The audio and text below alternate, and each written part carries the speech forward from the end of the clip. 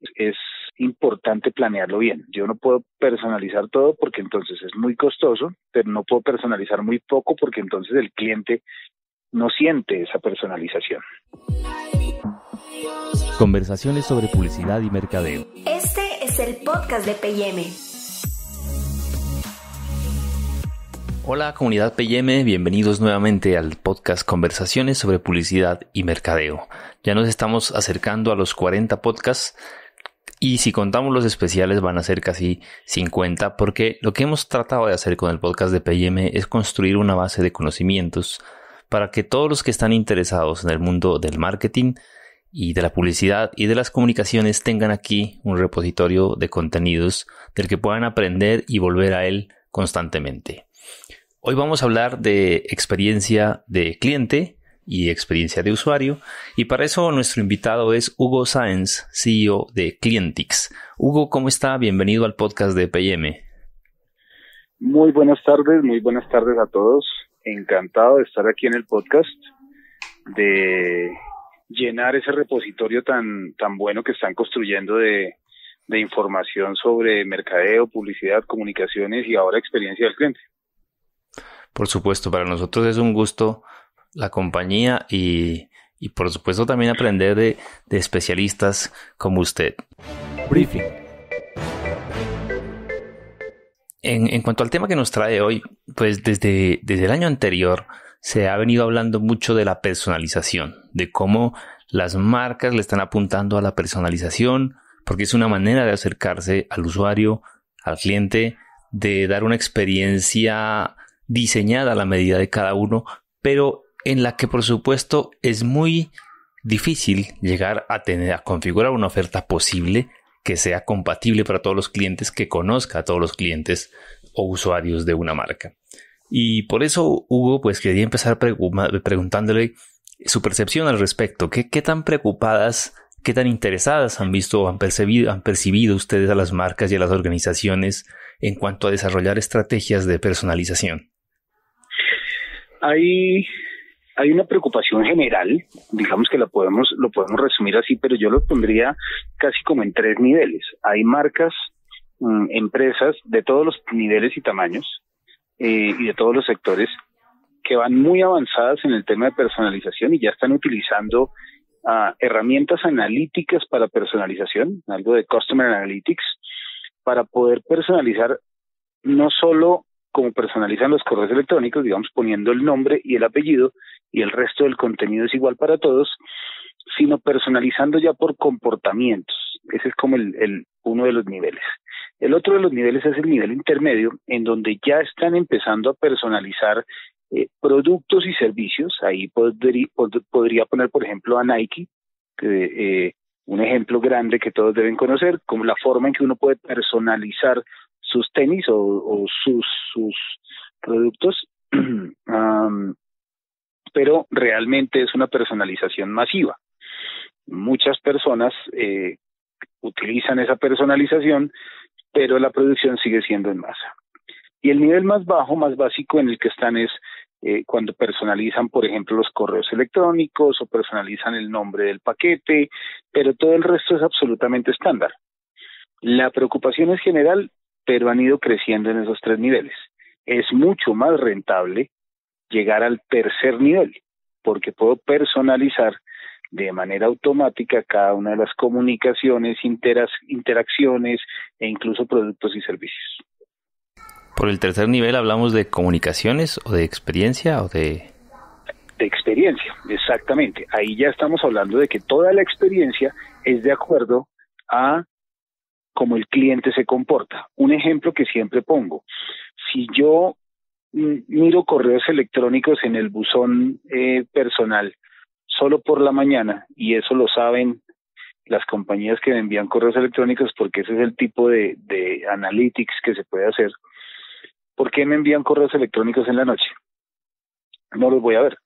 Van a perder ese impacto y eso es dinero perdido. O si yo suelo interactuar a través de WhatsApp, ¿por qué me envían mensajes de texto?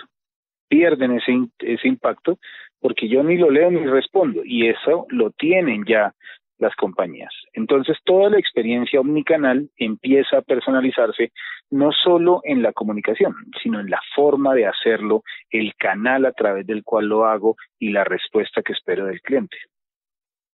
Bien, ahora ustedes desde Clientic son expertos en experiencia de cliente, como usted bien lo acaba de mencionar, experiencia de cliente. Y hace un momento, bueno, discutíamos que existe esta duda, ¿no? La diferencia entre experiencia de cliente y experiencia de usuario. De hecho, yo tenía un poco la confusión, así que quisiera, antes de pasar a los siguientes temas, a la siguiente agenda que teníamos, aclarar un poco esa parte. Cuando hablamos de experiencia de usuario y de experiencia de cliente, ¿cuáles son las diferencias? Claro, el término experiencia de usuario o UX se desarrolló para crear productos, servicios o interacciones. Cuando uno crea un website, debe hacer un check de experiencia de usuario, de cuál es la experiencia que está teniendo quien lo usa. Cuando uno crea un producto, hablemos de una chaqueta o de un buzo, de un saco, uno hace pruebas para ver cómo va a ser la experiencia de uso, si es cómoda, si no es cómoda, si es grande, si es pequeña. Esa es la experiencia de usuario. La experiencia del cliente involucra todo el journey map, es decir, la experiencia del usuario es una parte de la experiencia del cliente. La experiencia del cliente utiliza o involucra absolutamente todo el journey map. Por ejemplo, la parte de la compra, la parte del pago, la parte del uso e incluso la parte del reflect o del desecho o de la recomendación. Entonces, es más amplio el término de experiencia del cliente, pero utiliza experiencia de usuario en las diferentes interacciones. Y esto también incluye la configuración del servicio postventa. Claro, dentro de todo este panorama, como usted lo explica bien en este sentido, pues la postventa es como una parte mínima de todos estos componentes, pero solo para aclararlo, ¿también hace parte de este diseño? Hace parte de la experiencia del cliente y hace parte del diseño. Cuando vemos journey maps o mapas de experiencia, normalmente lo podemos dividir en la preventa, la venta y la postventa. Cuando los clientes no conocen de nosotros y empiezan a interactuar con nosotros en el famosísimo CMOT o Zero Moment of Truth de Google,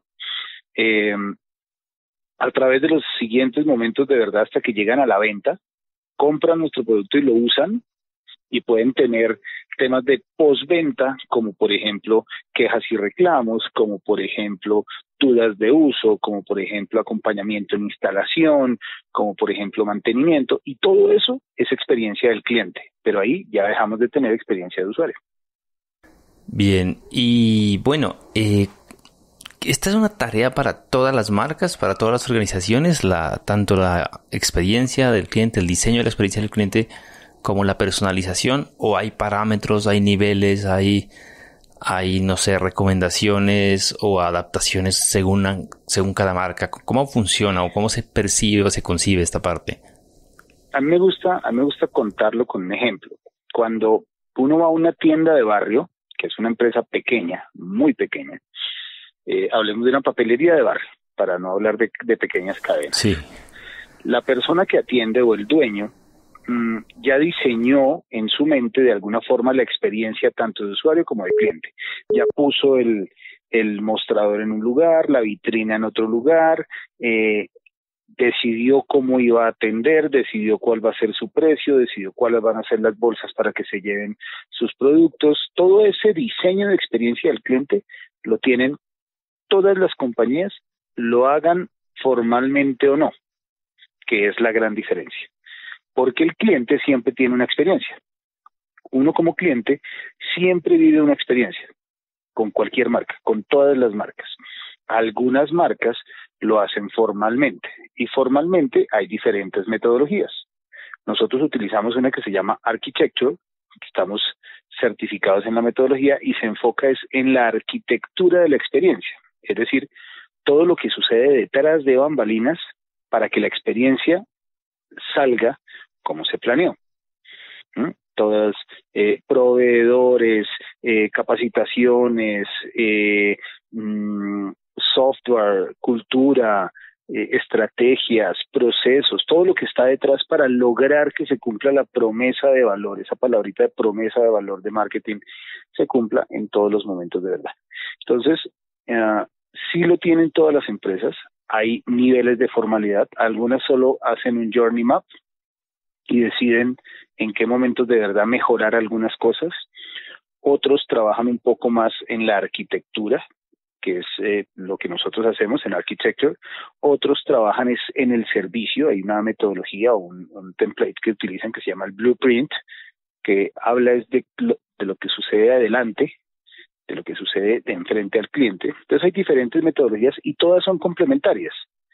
Entonces, en la medida en que lo quiera formalizar, la gente empieza a tener arquetipos de clientes, por ejemplo, con un template que se llama Buyer Persona, empieza a tener Empathy Maps para saber a través de qué medios se comunica, empieza a tener mapas de experiencia o Customer Journey Maps, empieza a tener Customer Analytics, empieza a tener Customer Engagement omnicanal y así empieza a crecer, pero todas son complementarias.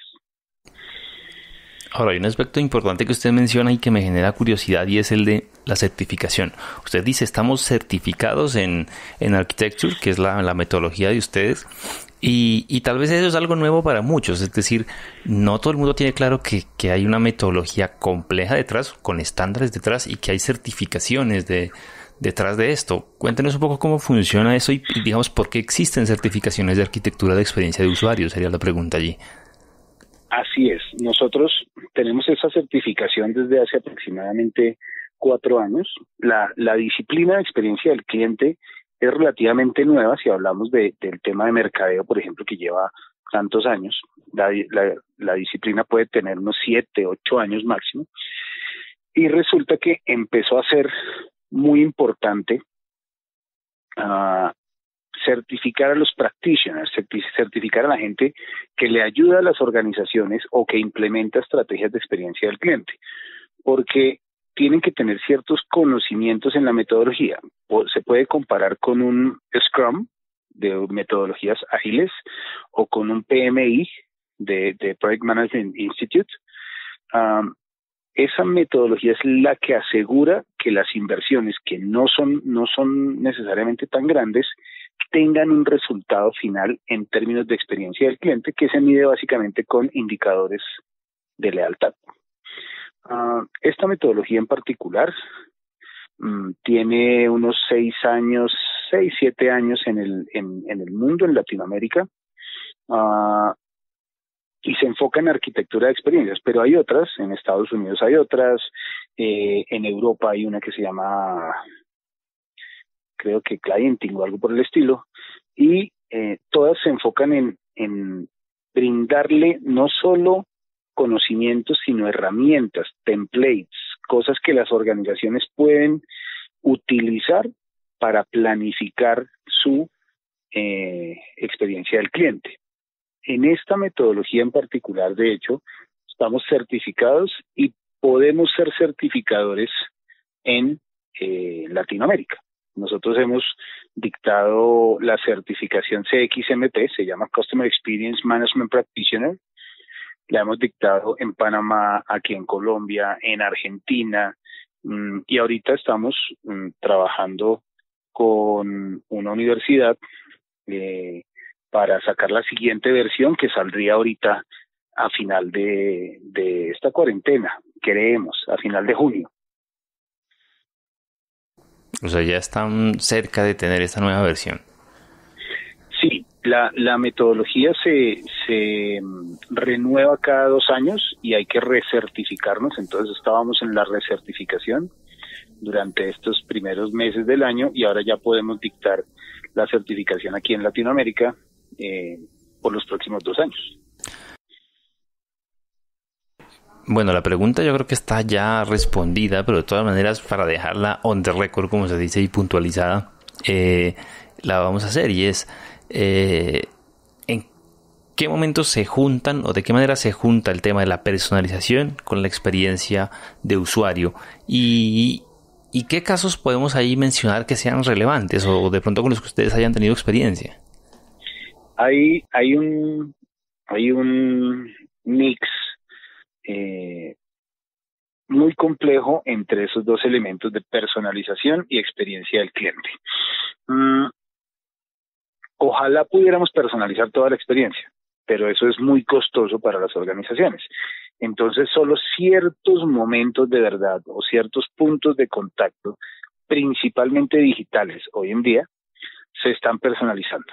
Y se están llevando a una personalización mucho más allá del nombre o la dirección o el teléfono o cómo te gusta que te digan, sino ya con elementos de, como les contaba, de analítica, con elementos de engagement omnicanal, con herramientas como Watson de IBM o Acoustic, que también surgió de IBM. Y entonces ese mix o ese complemento es importante planearlo bien. Yo no puedo personalizar todo porque entonces es muy costoso, pero no puedo personalizar muy poco porque entonces el cliente no siente esa personalización. Ahora bien, ¿qué ejemplos podría haber interesantes de personalización? Me imagino que muchos tienen la tarjeta Carulla. En la tarjeta Carulla, a uno le llega o siendo miembro de la tarjeta Carulla, a uno le llega le llegaba un brochure de los productos con promociones en el mes. Pero a los que tenemos la tarjeta plateada, la Platinum, de Carulla, nos llega un brochure diferente y nos llega personalizado, no solo con el nombre del sticker como el correo, sino con los productos que yo más suelo comprar. Entonces, ese ya es un nivel de personalización casi perfecto, en donde me diseñan a mí un brochure para decirme los productos que tú sueles comprar o de los productos que sueles comprar, estos 3 o estos 5 o estos 20 tienen descuento este mes. Eso es un nivel de personalización excelente.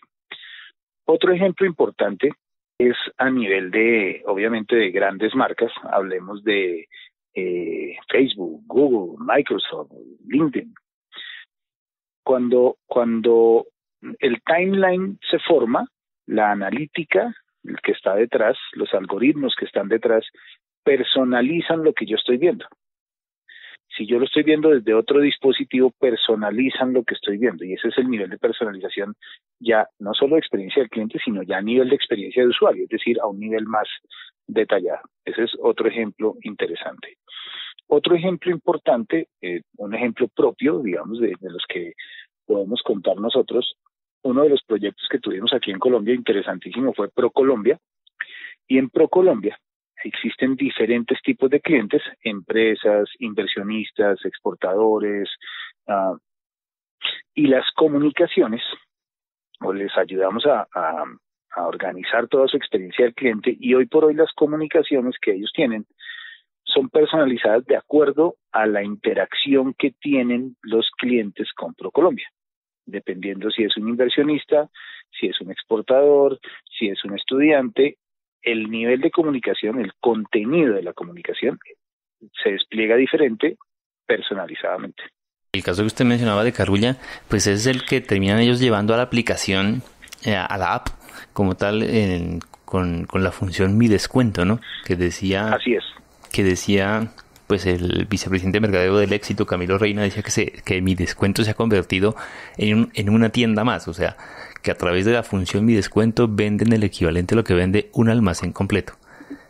Que a donde voy con esto es que esos son como los frutos que trae la personalización, ¿verdad?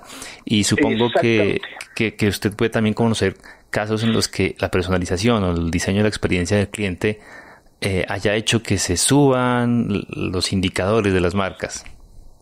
Sí, hay varios, eso se llaman las economías de la experiencia. Hay un libro interesante al respecto que no es nuevo, y habla de cómo medir el resultado de los temas de experiencia del cliente, que no es solo lo que están haciendo ahorita las marcas que miden solo el NPS, el Net Promoter Score famosísimo, o el índice de satisfacción, sino que hay una serie de indicadores de experiencia, de indicadores de lealtad, como ese que me contó ahorita de Carulla, de excelente forma de medir y es propio del negocio específico del negocio, es decir, no es generalizado. Claro. Y así hay varios. Así podemos, por ejemplo, contar algunos casos con Carrefour, que hicimos temas de personalización de correo electrónico. Podemos contar casos en otro segmento como seguros, con Positiva Compañía de Seguros, en donde hicimos todo el diseño de la experiencia del cliente de los empresarios. Entonces, mejoran las tasas de comunicación, ergo mejora la lealtad. Lo último que lleva es a mejorar la rentabilidad. Si yo me comunico eficientemente con un cliente, ese cliente tiene la posibilidad de comprarme más o pagar un precio premium, perdonarme algunos errores si es que los cometo, recomendarme, y así hay varias formas de medir ese resultado.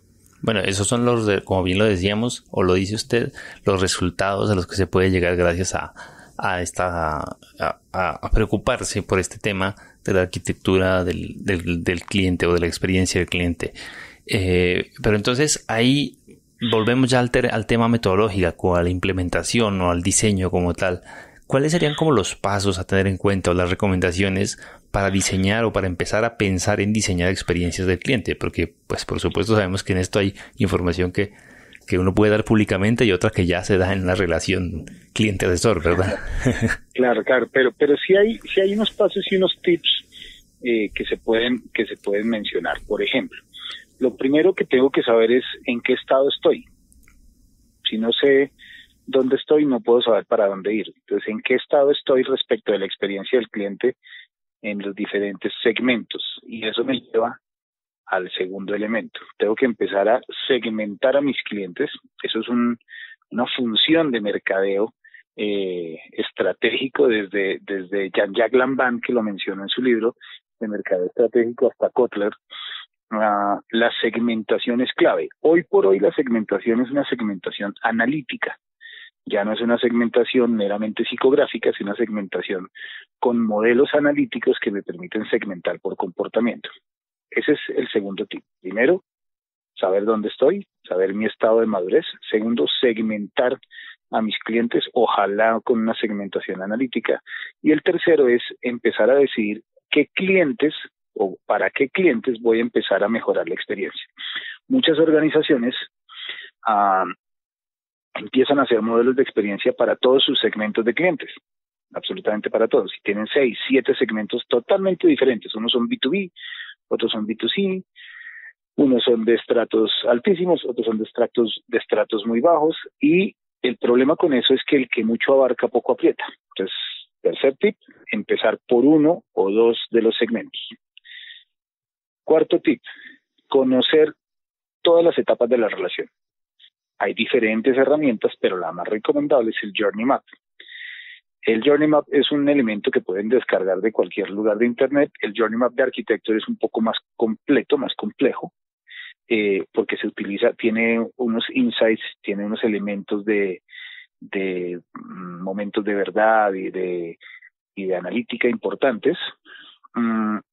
Y ya conociendo las etapas de la relación, decido, que es el último tip, el penúltimo, dónde mejorar la relación. ¿Qué hacer? ¿En qué momento de verdad mejorar la relación? El último, que se me pasaba y es sumamente importante, es medir la experiencia del cliente con diferentes indicadores, no solo Net Promoter Score, con diferentes indicadores, y retroalimentar el proceso. Es un proceso de mejora continua. Después de que ya lo tengo afinado, puedo pasar a otro segmento, y otro segmento, y otro segmento. ¿Qué aspectos se miden para dar un ejemplo de aquello que a uno no se le ocurre medir, pero que es muy necesario de medir? Hay un proyecto que tuvimos en un hotel, en donde obviamente medimos el Net Promoter Score, que tanto lo recomiendan, el Customer Effort Score, que tanto es el esfuerzo para hacer negocios con esa marca, pero cada negocio o cada industria tiene sus indicadores específicos. En este caso, por ejemplo, empezamos a medir el tiempo que tomaban las personas o que debían tomar las personas para acceder a cualquier servicio del hotel. Por ejemplo, es un hotel 5 estrellas en Cartagena, el Capilla del Mar, y ellos, de la consultoría que hicimos, surgieron una serie de ideas interesantísimas para atender a los clientes. Uno de ellos es un servicio que me pareció regio, que es el empacar y desempacar la maleta. Entonces yo cuando voy a Cartagena, obviamente voy al Capilla ya porque ya me encanta el servicio y como es cliente, pues ahí puedo lograr descuentos. También, claro, descuentos personalizados. Claro, pero entonces yo llego y salgo a reuniones en la ciudad y mientras yo estoy en las reuniones, entran a mi cuarto y me desempacan la maleta y me cuelgan toda mi ropa de la semana que voy a estar ahí. Y cuando me voy a ir, anuncio que me voy a ir, van a mi cuarto, doblan mi ropa y me empacan la maleta. Yo no tengo que hacer eso que es tan harto. Entonces ahí le estoy dando un tip a muchos hoteles. No es tan fácil de implementar, Sí, no. O sea, solo los clientes que les gusta, solo los clientes que permiten que le toquen la ropa. Para eso hay que implementar un análisis de información previo. Eso no se puede dar a todo el mundo. Es costoso, porque es una persona dedicada 20 minutos a un solo huésped. Entonces, el tip es chévere, pero no es tan fácil de implementar. Entonces, lo que empezamos a medir fue cuánto tiempo tardaba esa persona o ese huésped en acceder a cada uno de los servicios del hotel. Y creamos un indicador que era de tiempo de atención. La fórmula del indicador no la puedo decir, pero creamos un indicador y así miden la experiencia del cliente. Entonces, hay indicadores específicos de cada industria y hay indicadores generalizados de la disciplina de experiencia del cliente. En Agenda, lo que la industria pregunta. Bueno, y podríamos hablar de los errores más comunes cuando se están en estos procesos de diseño de experiencia de cliente. Sí, hay uno con el que me encuentro mucho, un error con el que me encuentro mucho y es pretender que dibujar el journey map ya estoy haciendo experiencia del cliente. Entonces me encuentro con muchas organizaciones que dicen, no, yo ya tengo avanzadísimo el tema de la experiencia del cliente, yo ya tengo mi journey map. Ok, ¿y qué estás haciendo para mejorar la experiencia del cliente? No, pues acciones específicas y puntuales donde veo que el cliente pues tiene un dolor. Para eso no necesitaba un journey map, sino un PQR, un análisis de quejas y reclamos. Entonces, ese es un error muy común, pensar que eso ya es hacer experiencia del cliente. Otro error muy común es no hacerlo continuo. Yo tengo una máxima de 3 elementos para que la experiencia del cliente de verdad sea una disciplina empresarial. La primera es que debe ser rentable. Todo lo que haga experiencia del cliente debe ser rentable. Lo segundo es que debe ser sostenible. Entonces, debe ser sostenible lo que yo estoy creando. Una estrategia de mercadeo relacional o de mercadeo experiencial no es experiencia del cliente, es porque es de una sola vez. Yo no puedo hacer eventos todo el tiempo, yo no puedo hacer regalos todo el tiempo. Y el tercer elemento es que sea enfocada al negocio, es decir, que me permita hacer más negocios con el cliente. Y eso no pasa si no lo hago continuo. Ese es como otro error muy común. Y otro, así que es súper difícil de romper en las organizaciones, es pensar que la experiencia del cliente solo está adelante del mostrador, entre comillas, que solo está cuando tengo contacto con el cliente. Uh-huh. Entonces no piensan en cosas elementales como facturación. La facturación hace parte de la experiencia del cliente. ¿Cómo me llega la factura?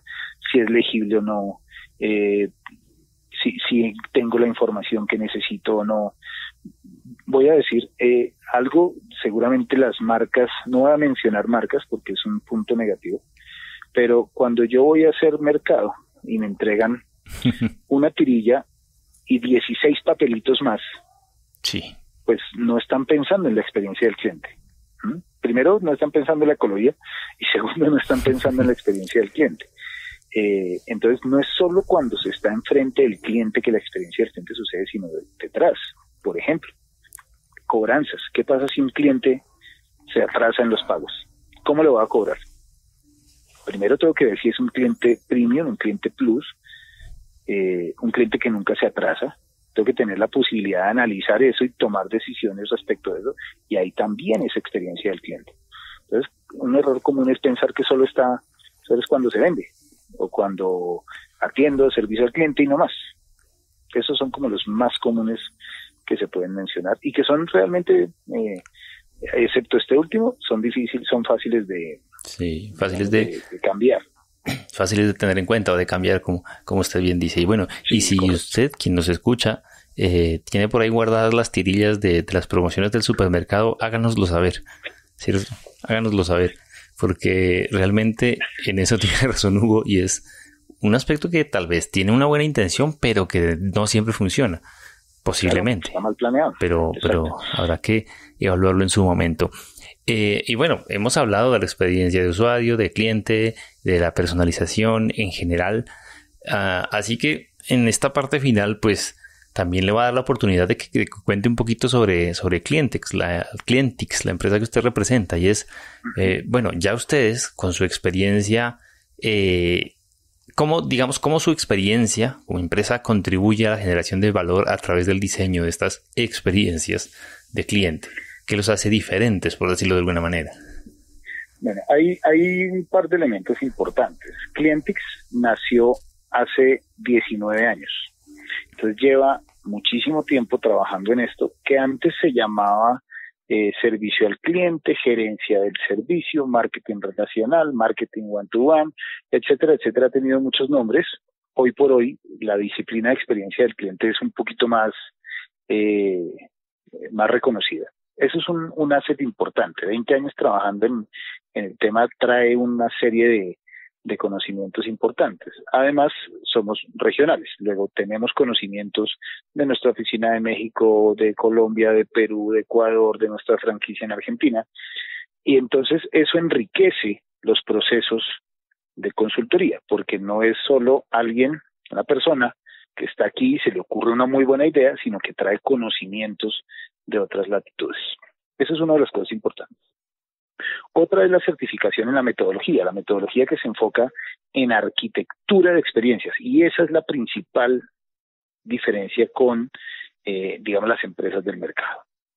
La arquitectura de experiencias es algo que muy pocas empresas trabajan, en lo que muy pocas empresas profundizan. Si bien sí hacen recomendaciones para mejorarla, no acompañan ese mejoramiento o ese ajuste o ese cambio. Y ahí es nuestro principal asset o nuestro principal diferenciador. Y en esa arquitectura de experiencias que tiene 5 dimensiones: clientes, procesos y estructura, gente y cultura, datos, herramientas y tecnología y estrategia, eh, hay diferentes elementos que dentro de cada uno de esos son importantes. Por ejemplo, el tema de analítica. Nosotros hacemos parte del Grupo Infórmese y el Grupo Infórmese tiene 25 años haciendo analítica en Colombia para todos los bancos, todos los retails, todas las empresas de seguros. Entonces, el poder de analizar los datos es algo que me atrevería a decir que ninguna organización tiene ahorita, ese poder que tenemos nosotros de organizar los datos. Segundo, nuestros partnerships con IBM y con Acoustic, que nos permite utilizar la inteligencia artificial para temas de customer engagement, de gestión omnicanal, de comunicaciones unificadas, de comunicaciones automatizadas.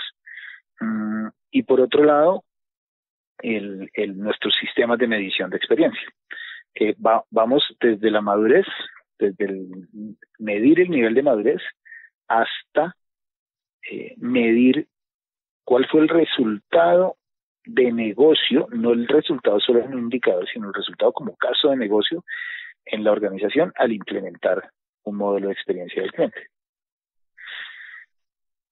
Ahora, Hugo, una de las cosas que usualmente se pregunta la industria, la gente, el mercadeo es, bueno, cuando hablamos de personalización y de diseño de experiencias de cliente, recurrimos, o sea, empezamos a pensar desde herramientas digitales, pero esto va tanto a lo digital como a lo físico, lo offline y lo online. Y en ese sentido, ustedes, desde Clientix, también llegan a configurar esos diferentes aspectos omnicanal, como usted mencionaba antes. Sí, es un tema importante ahorita con un cliente que tenemos del sector financiero.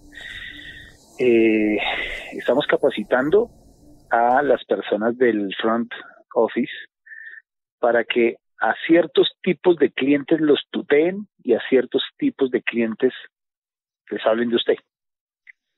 Y eso es personalización, offline, 100% offline.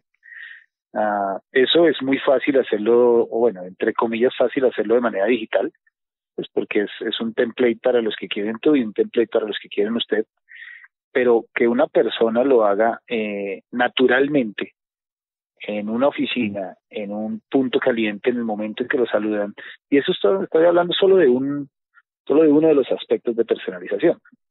Entonces sí vamos desde la concepción del modelo hasta la implementación del modelo, incluso capacitando a la gente o implementando herramientas como Watson de IBM para nuestros asistentes cognitivos, mal llamados chatbots, o Acoustic para nuestros elementos de campaign automation o de customer journey analytics. Y tenemos toda la gama, desde la concepción hasta la implementación de esos modelos y de esas herramientas. Y bueno, a la larga también estamos hablando de un aspecto sencillo, ¿no? Eso que en lingüística se llama forma de tratamiento, tú, vos, usted, pero que a la larga es determinante a la hora de relacionarse con un cliente, ¿no? Claro, imagínate un inversor, un inversionista. Yo no creo que si Luis Carlos Sarmiento Angulo entra en Carulla, o entra en El Éxito, o entra en Olímpica, por mencionar 3 retailers de diferente categoría, le vaya a gustar que lo hablen de tú. Claro. Y eso, pues bueno, Luis Carlos Sarmiento Angulo todo el mundo lo conoce, pero hay empresarios del mismo nivel que no salen tanto en fotos, entonces no los podemos identificar. Pero cuando dan el número de cédula o el número de la tarjeta de cliente, pues ya sabemos quién es, y ahí debería decir a esta persona, trátelo de esta manera y ofrézcale esto. Entonces, es la integración perfecta entre tecnología, gente, cultura, modelo de experiencia, procesos, en un momentico de verdad, un momento chiquitico. Y uno, a través de las interacciones con marcas, pues puede tener N momentos de verdad de ese estilo. Y para que eso se dé, pues debe haber toda una integración de plataforma detrás. Exactamente. De plataforma, procesos, gente. Ideas, claro, todo. Bueno, Hugo, pues ha sido una conversación enriquecedora. Creo que de aquí salen muchas ideas y tareas pendientes para más de un oyente del podcast de P&M. Así que nada, pues le quiero agradecer por habernos acompañado durante este espacio en el podcast de P&M. No, muchísimas gracias a ustedes. Siempre con P&M aprendo bastante. Me encanta participar de sus webinars, de sus timeouts, de sus podcasts, y estoy súper atento a ustedes cada vez que me necesiten. Me encantó participar de este podcast. Muchísimas gracias, muy enriquecedor, y un saludo a todos los lectores de P&M. Bueno, y a quienes nos escuchan, recuerden que si llegaron a este podcast a través del video podcast de Facebook o de YouTube, pueden descargar todos los episodios del podcast de P&M de Spotify, Apple Podcast, Spreaker, Deezer, iHeartRadio, de manera que ahí tienen todas las plataformas disponibles para que no se pierdan ninguno de estos episodios. Muchas gracias. Comparte este podcast, suscríbete a nuestro newsletter y conéctate con nuestras redes sociales.